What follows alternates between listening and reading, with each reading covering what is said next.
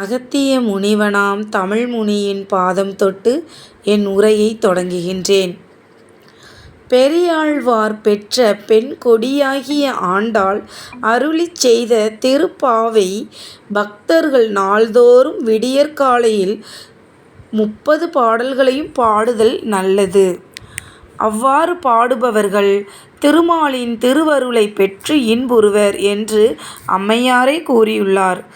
ஆண்டு முழுவதும் பாட முடியாதவர்கள் மார்கழி மாதத்திலேனும் நாள்தோறும் விடியற்காலையில் பாடுதல் வேண்டும். அதுவும் இயலாதவர்கள் அம்மாதத்தில் ஒவ்வொரு நாளும் ஒவ்வொரு பாடல் வீதமாது பாடுதல் பயன் தரும். அதன் பொருட்டு இன்று மார்கழி 3வது நாள் 3வது பாடல் பற்றி பார்ப்போம்.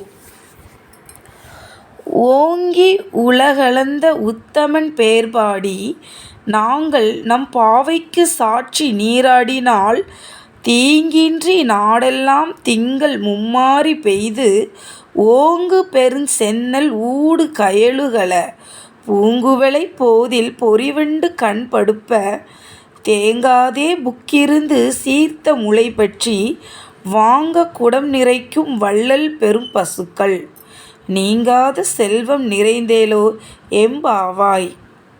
சிறுமியரே, நம் பரந்தாமன் வாமன அவதாரத்தில் 3 அடிகளால் விண்ணையும் மண்ணையும் அளந்து தன்னுடையதாக்கிக் கொண்ட உத்தமன். அவனது சிறப்பை குறித்து பாடி நம் பாவைக்கு மலர்கள் சாத்தி வழிபடுவதற்கு முன் நீராடச் செல்வோம். இந்த விரதம் இருப்பதால் உலகம் முழுவதும் மாதம் 3 மழை பெய்து தண்ணீர் இல்லாத குறையை போக்கும். மழை காரணமாக வயல்களில் செந்நெல் செழித்து வளரும். மீன்கள் வயலுக்குள் பாய்ந்தோடி மகிழும். குவளை மலர்களில் புள்ளிகளை உடைய வண்டுகள் தேன் குடிக்க வந்து கிறங்கி கிடக்கும். வள்ளல் போன்ற பசுக்கள் பாலை நிரம்ப தரும். என்றும் வற்றாத செல்வத்தை இந்த விரதம் தரும். திருப்பாவை என்றாலே கிருஷ்ண அவதாரம் குறித்து பாடப்படுவது தாங்க.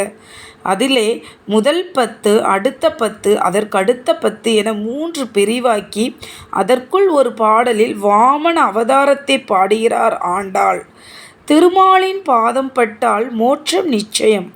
அதனால் அதை உத்தம அவதாரம் என்று வேறு போற்றுகிறாள். பகவானை வணங்கினால் எல்லா வளமும் சித்திக்கும் என்பதும் ஆண்டாளின் அனுக்கிரகமாக இருக்கிறது. இந்த பாடல் திருக்கோவிலூர் உலகளந்த பெருமாளை குறித்து பாடப்பட்டுள்ளது.